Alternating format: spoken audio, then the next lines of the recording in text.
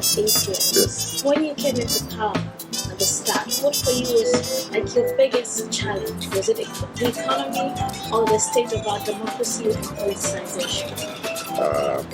I do not want to compartmentalize government. Talk of governance, and it's a comprehensive whole. You talk economy, it has a direct knock-on effect on education, on healthcare, on infrastructure development, on justice, rule of law, law and order situation, on promoting business, because that's where employment issues from.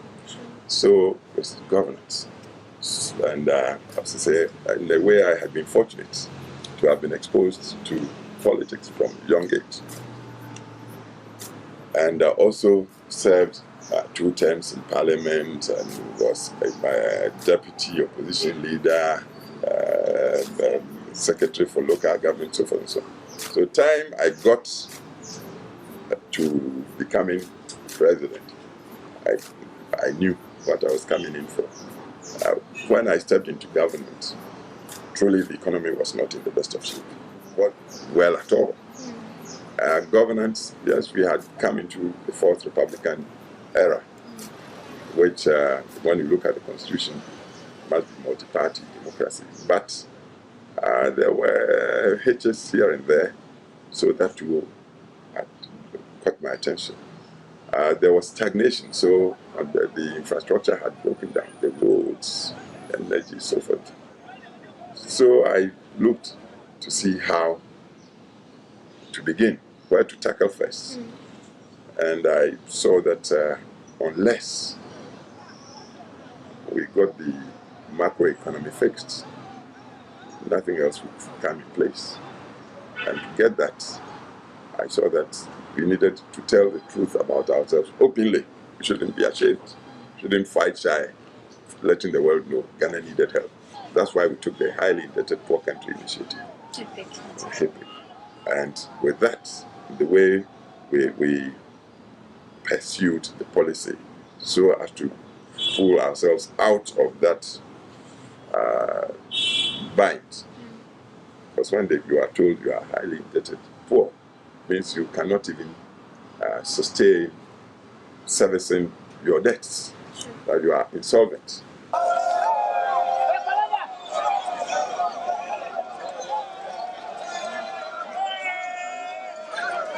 Within 2 years, we were given the clean bill of health, and most of the debts were written off. That's how we got the macroeconomy fixed in place, and then from there,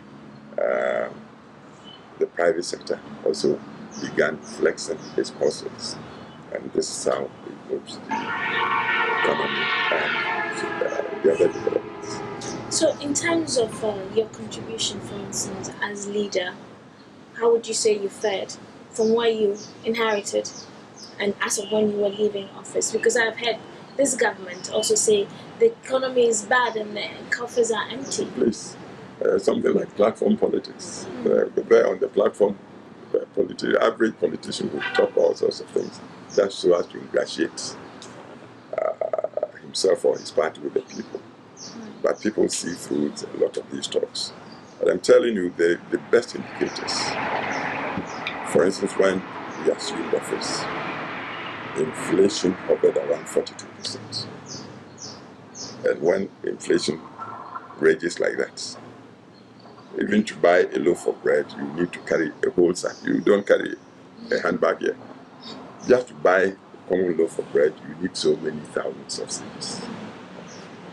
You want to travel, you needed to count many cedis to buy a ticket. So we tackled that.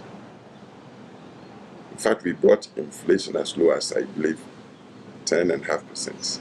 But then, with the crunch that's still raging around the globe, we saw that we nearly lost control. So we left power with inflation coming back to about 18%. Credits at banks in those times when we assumed office hovered around 52%. How can you borrow 52% to do anything? And we brought interest down to about, I think, 18 or 16%. Now, because of the economic difficulties, it's back. Time we were living, I think, interest hovered around 23, 24%. The gross domestic product of the economy, time we assumed office, was about $3 billion. Let me talk about $3 billion. Time we were living, this product had quadrupled. It's on this we determined the per capita income of people. Sure. When we took office, Ghana's gross domestic product was about $3 billion. Time we were living, it was about $16 billion. If you really want to see how far Ghana has come, that was it. The infrastructure was broken down. I don't know, you are a city girl very much, but suppose you were traveling from Accra to Agyekum, Accra to Kumasi. If you would care to go on a brief road, if you would go to, say, Takoradi and drive towards Takwa, or if you move from Kumasi to Techima, or say from Nkonya through Alavanyo to Dambai, go and see the works, the roads we are doing all over the place. The schools, the primary schools, children didn't have furniture. Some were sitting in the dust, especially in the rural areas. We built over 4,000 very modern schools all over the country. The hospitals, the restorations, waterworks, Central Region alone, I'm sure you know Cape Coast. Yes. Cape Coast till last year, every year, had to suspend schools for about 3-4 months. Now they get water perennially. We did 4 important waterworks for Central Region. Agyekum waterworks supplies Swedru and around all the way to Winneba. We did Befi Chrome around Mankesim that would look after places up to Anamabo from Mankesim. Then Sechahiman for Cape Coast itself, from Elmina all the way to Anamabo. So you invested a lot in infrastructure. We did all that because we saw. Go to Tamale, I commissioned the waterworks for Tamale. Yes. Last year. You remember? Did you come up there? No, our correspondent was there. Yes, we were doing it. Kumasi, we are rehabilitating the old waterworks and all that. So the point is that you invested a We lot. invested, and then people tend to forget easily. But these are physical things. But say with education, we upgraded all the 38 teacher training colleges because we believe education revolves around good teacher. And so we modernized the teacher training colleges of Ghana, all the 38 of them. Then go to the model secondary schools we try to do in every district. By the time we left, I think we had completed about 31 districts. Go and see them.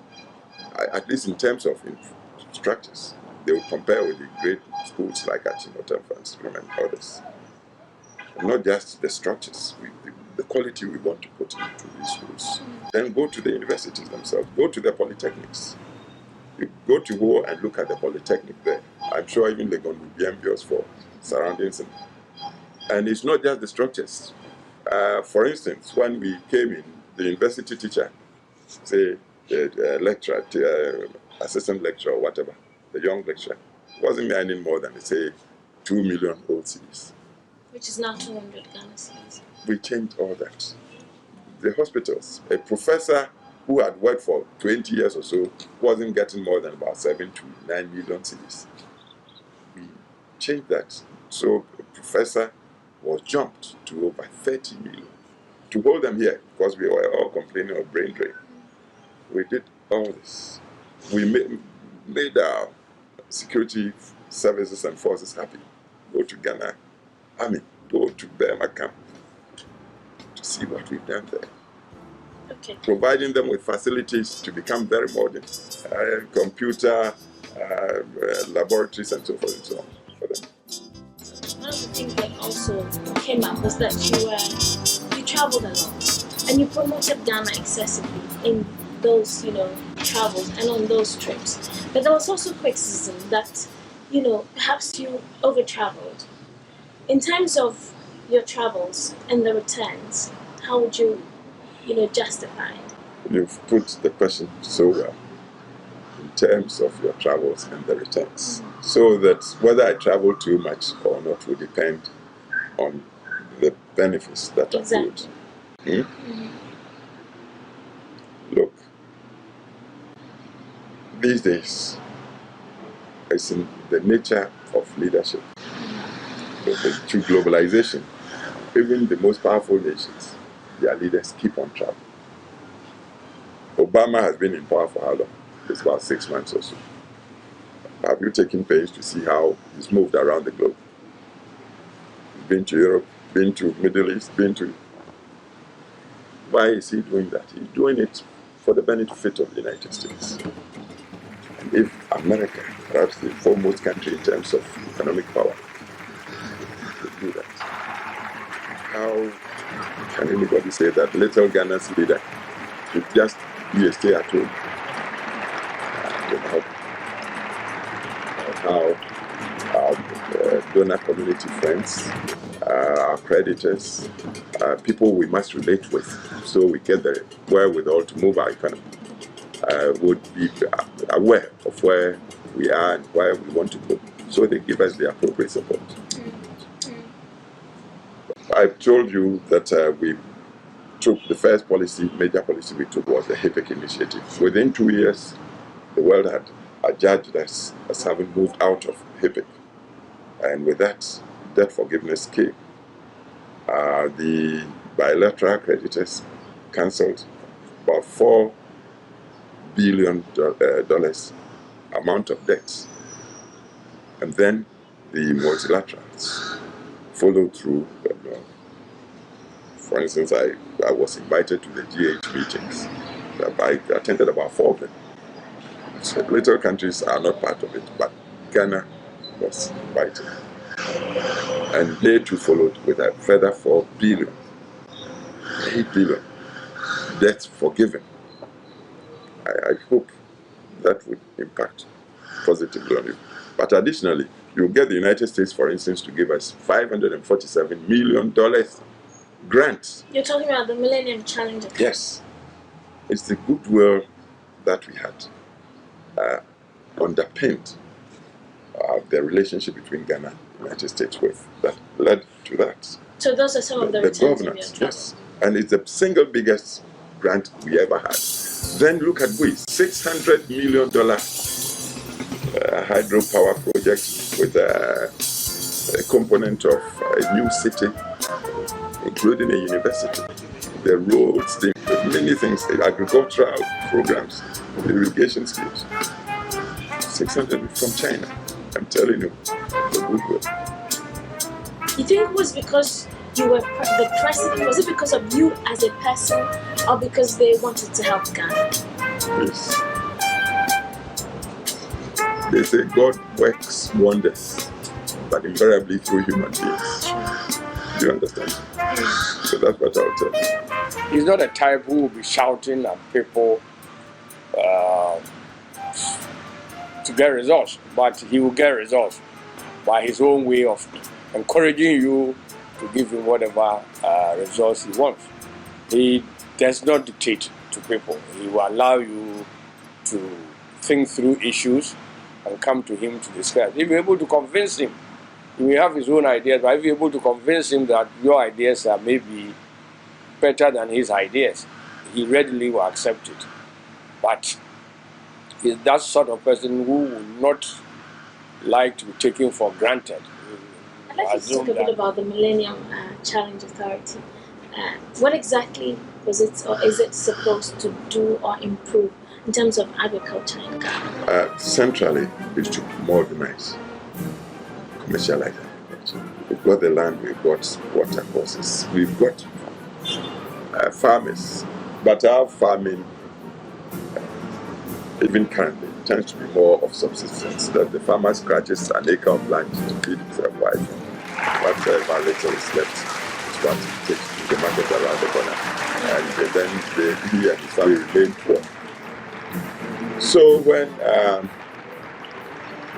President Bush of America launched his policy of the Millennium Challenge Corporation, and America recognized Ghana as a country worth the support of this program, we got negotiating what they describe as compromise. My government told America what we wanted, because they said the support they give should be what the recipient wanted. We said we wanted to commercialize it, so that rural parts would become wealthy. We also realized that you can't do the sort of agriculture we talk about without laying the infrastructure, network of roads, feeder roads, trunk, and even some highways that will lead to the market. The market here included the external market.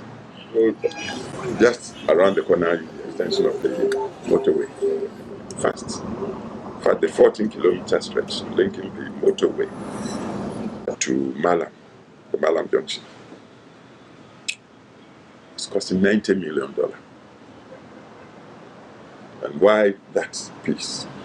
We targeted the central region as the place to pursue horticultural farming. And if, some produce was brought from, say, Bodyasi, on its way to the harbor or airport to be exported, that produce could stay in traffic just on this short piece of road for hours on end because of the heavy traffic and the bad road. So we convinced the Americans that for this policy to be credible, we needed to lay a very modern highway from Malam Junction to Tetekwashi. So if, say, the product or produce has to go through the harbor, it would have a quick drive-through, not longer than, say, 15 minutes, 20 minutes. Or if it's to the airport, they were convinced.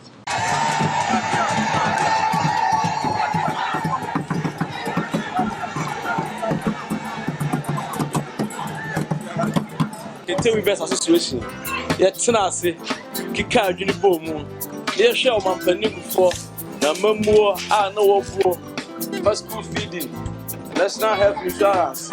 I didn't near mouth to 2 years near Hunsampa, Mampany Kufuor, the end of the car Unibomu, the end to my dream, yes, I did Agyekum, and you were a friend of no, and I wish you a friend of and I'm the design to man near Kaboom. The Koyana, the Mama was yes, they are born a bus. Number more and see yes, we get up for after that. Centenary celebration coming up for Ghana's founding president, Dr. Nkrumah. Yes. I know that you belong to a different tradition from what he belonged to, but I'd like to hear your views. Was Nkrumah a good leader? He's been voted African of the Century. Are those things that you agree with? Nkrumah was a good leader. And you should know that when we were doing the Jubilee House, I insisted that the residency used should be restored to become a heritage house. It will be so etched into the history of our country and Africa that I would say it's enlightenment to uphold its role in the evolution of Ghana and Africa. So I'm fully in support of the celebration of the centenary. See, there's nothing like a perfect human being. We all have our strong points and our weak points. But with me, I believe once the man has left the scene, should be a good point we emphasize. Then to buy in classrooms, say when the history lessons, I would expect the teachers to give a balance sheet, tell the positives against it, because that's the way to improve the human being, to learn truthfully, accurately.